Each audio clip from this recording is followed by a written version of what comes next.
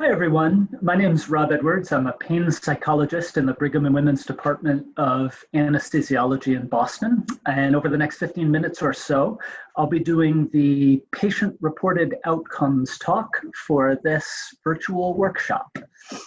I'll start with what you all know already as you subscribe, no doubt, to the biopsychosocial model of pain. And that is that the experience of pain is broadly affected by an array of biological, psychological, and social factors. You can see some of them listed on the screen there. The experience of pain is not strongly tied to tissue damage. You can have pain in the absence of tissue damage, and you can certainly have tissue damage without any pain at all. And we know that especially as pain becomes chronic, it has a broad array of negative impacts on the individual and society. You can see some of them listed there. And those negative impacts generally form the targets of the treatments that we develop and test for chronic pain management.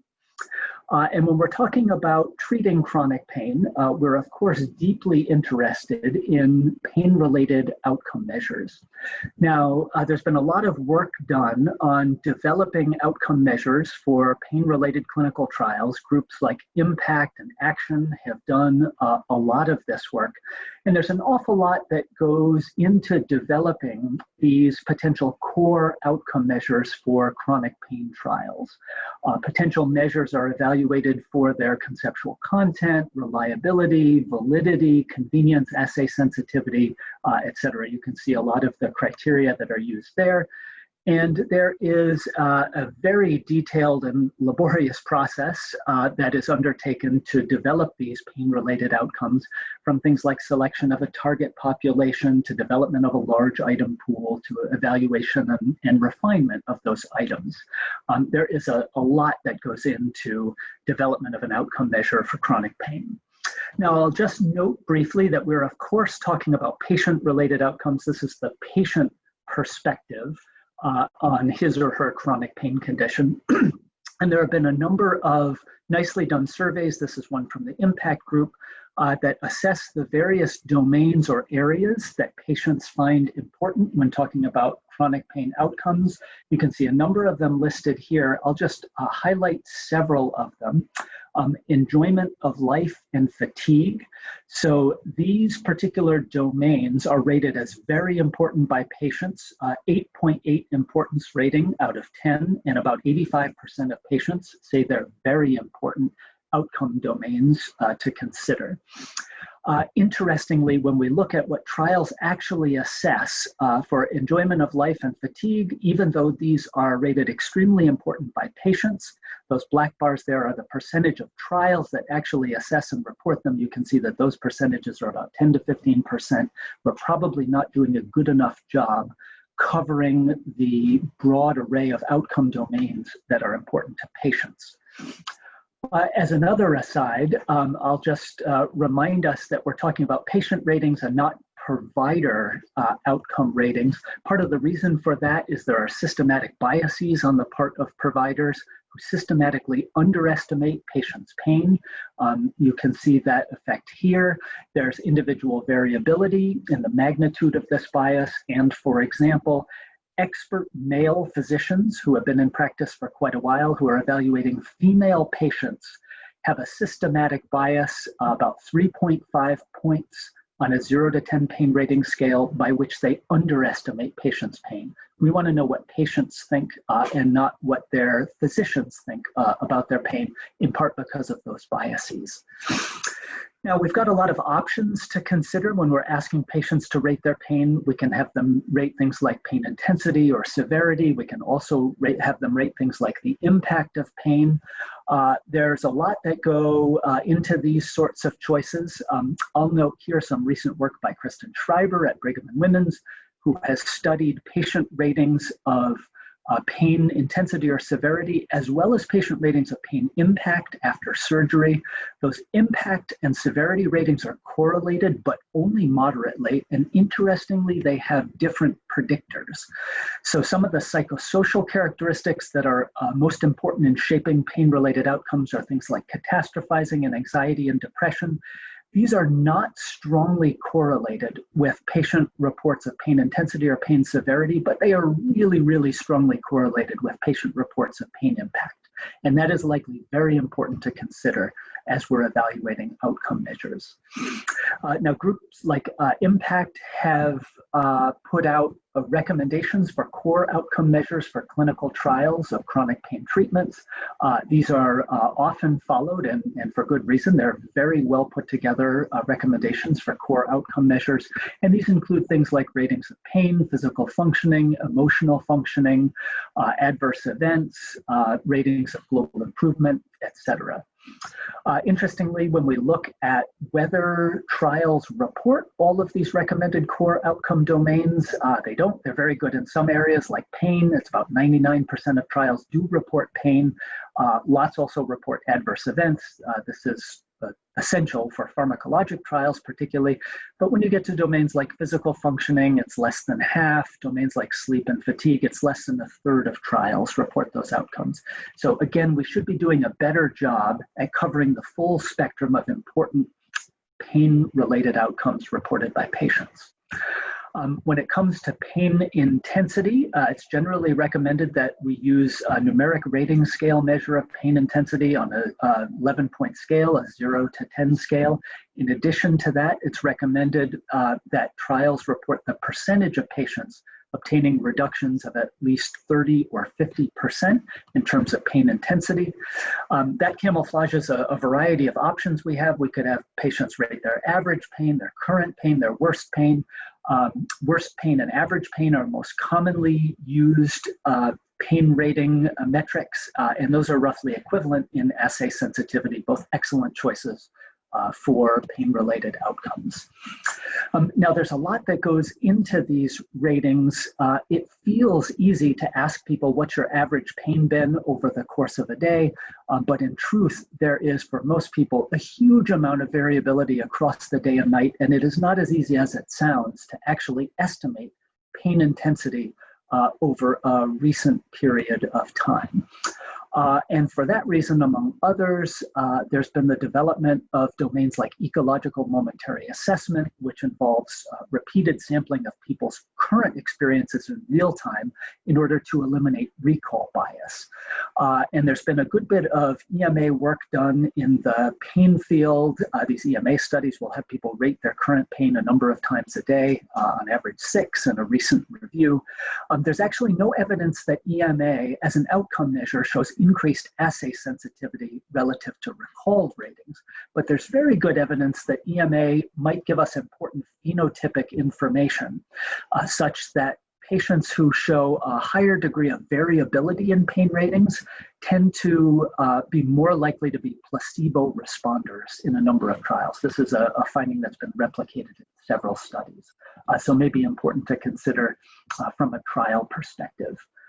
Other approaches that have been taken have been, for example, using evoked pain rather than recalled pain as a potential outcome. And this is usually done by taking a standardized task that's specific to a certain condition, in this case, a stair-stepping task for patients with knee osteoarthritis. Everyone undergoes the same task and rates their pain in response to that task.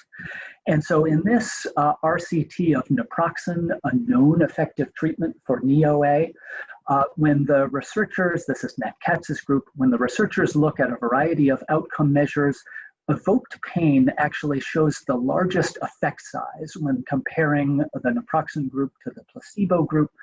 And so there's some suggestion that we can increase assay sensitivity by using evoked pain rather than recalled daily pain measures as an outcome of interest here. Another way of going about increasing assay sensitivity in trials when looking at these outcome measures is to train participants. There are several recent examples of training programs, this one also by Nat Katz's group, using calibrated noxious stimuli in the laboratory to give people practice at rating different levels of painful stimulation. Another by the Action Group to train people in carefully paying attention to their ratings in order to reduce errors where, for example, patients rate their average pain as higher in intensity than their worst pain, which is logically impossible. This happens on a certain percentage of individuals' reports, and you can reduce that percentage with training programs like this one developed by Action. There are other possible pain rating outcomes that are of interest in a lot of settings. For example, there are a number of tools that are validated for evaluating neuropathic pain specifically. The NPSI, the Neuropathic Pain Symptom Inventory, is one of those. And particularly for studies such as those looking at chronic or persistent pain after surgery, it can be quite important to distinguish between neuropathic and non-neuropathic pain. Some work by Simona Haratunian suggests that different surgeries, all of which produce a significant percentage of chronic pain outcomes, different surgeries have different proportions of patients who report neuropathic and non-neuropathic pain after those surgeries.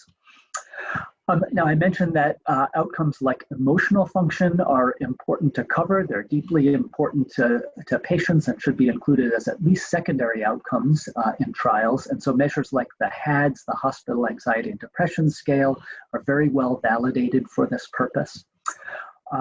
Another outcome that is essential that is reported in just about every pharmacologic study, but is probably underreported in non-pharmacologic study, would be adverse events. This is a recommended core outcome measure, and Impact and Action recommend that at a minimum trials implement passive capture of spontaneously reported adverse events in these pain studies. When it comes to physical function, there are a number of recommendations for covering outcomes in this important domain. It's recommended that both generic and disease-specific functional measures be implemented. Generic measures like the Brief Pain Inventory Pain Interference Scale are well validated. This asks, for example, about the degree to which pain has interfered with all sorts of functional activities, general activity, walking ability, etc. And then there are a number of well-validated disease-specific functional measures. The WOMAC for osteoarthritis, for example, asks about specific activities that are particularly likely to be functionally limited in OA or to provoke OA pain. Of course, the question also comes up if we're assessing patient-reported function, should we assess objective measures of function as well? There's often only modest correlation between patient report of their functional activities and objective assessment, for example, with actigraphy of the activities people are engaging in. And so it may be important to assess both of those. And so some recent trials have used devices such as wrist actigraphs, or you can now get objective functional indices from people's smartphones that we're all carrying around. Some recent trials have assessed these. This is data from Nat Katz's group. This is another treatment study in EOA of a known efficacious treatment, celecoxib. This trial assesses a number of different outcomes, some patient-reported and some objective. And what Nat and his group find is that when using actigraph-derived objective measures of activity, they get lower rates of placebo responses, and so can get higher indices of assay sensitivity using these objective measures, or sometimes composite outcomes that combine both subjective and objective indicators. There's been a good bit of attention recently to the possibility of using these composite outcomes. The Action Group has done a recent analysis looking at composite outcomes that combine both pain and function data in some of these trials.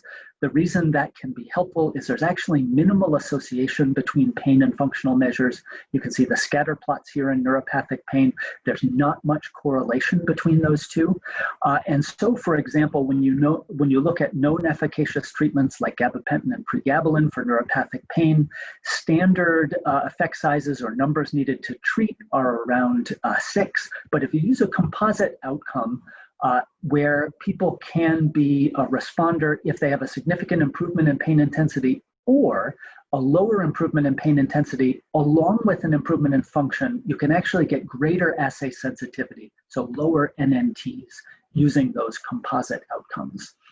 And I'm down to the last minute or two here, so I just have a couple of slides left in which I want to note that the timing of outcomes assessment is, of course, quite important. In a number of trials, we actually don't know enough about patients' assigned importance to the duration of things like treatment benefit, and we need to do a lot more work in this area. It is, of course, important to carefully pick the timing domain and the time point at which you assess outcomes, because for among other reasons, different treatments have different time courses. I'm going to show you two curves here. One is from a recent review of oral NSAIDs for treatment of NEOA. This is assay sensitivity or standardized mean differences that are graphed here. And so for NSAIDs and NEOA, you get the greatest magnitude of assay sensitivity early on at 2 and 4 weeks, and it declines over time as people drop out due to side effects and as the placebo group catches up. In other OA treatments, for example, duloxetine, you get the greatest assay sensitivity, the greatest separation from placebo later on at 12 to 14 weeks and even beyond. So when choosing your endpoint or the time course over which you'll study these treatment effects, it's important to consider the time course of the treatment that you're looking at. We'll be talking quite a bit in the acute to chronic pain breakout group about things like chronic pain prevention studies. Timing is also quite important for those. These are some data from a recent review of thoracic paravertebral blocks used to prevent chronic post-surgical pain. You can see from this plot that these blocks have a nearly significant effect at 3 months. They're frankly significant at 6 months. And there is a ton of variability in the outcome measures that these different studies use to look at whether these blocks prevent chronic postoperative pain. The time points postoperatively are quite different. They can go from 1 out to 12 months. And then the measures used are quite different as well. Some trials use just a verbal yes-no report of whether people have pain. Some use a predefined threshold for pain severity. Some differentiate between neuropathic and non-neuropathic pain. There's a lot that goes into selecting outcomes and the timing of outcomes for these chronic pain prevention studies. So just as one interesting current example, the Acute to Chronic Pain Signatures Program is an NIH program under the HEAL Initiative, looking to develop a set of biosignatures to predict chronic pain after acute pain. In order to predict chronic pain, you have to define it, and what they've chosen as their primary chronic pain outcome is a categorical measurement at 6 months after surgery of whether or not an individual rates their worst pain over the last 24 hours at greater than 3 out of 10. If yes, you have chronic postoperative pain. If not, no. And this actually aligns interestingly with things like clinician preferences for how these treatment effects and outcomes are reported.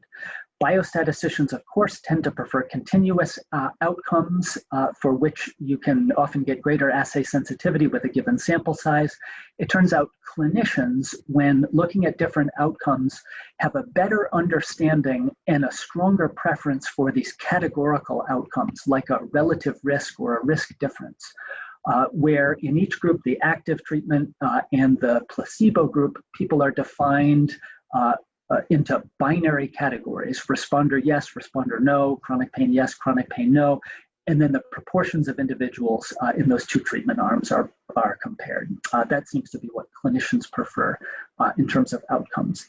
My final slide here notes that we may be interested in a number of novel outcome measures. We mentioned actigraphy, bedside quantitative sensory testing. Petra has talked, or will talk about QST as a biomarker. Other outcomes include things like the spatial distribution or widespreadness of pain, which may be important to assess. Groups like Action are working on novel outcome measures like the Qualité Pain metric here. Physical function tasks or measurements may be important outcomes. And then understudied domains like spirituality, which are quite important to patients and can be impacted by pain, may be important to study as outcome measures as well. So thank you so much for your attention. I look forward to seeing you in the breakout sessions. Thanks very much.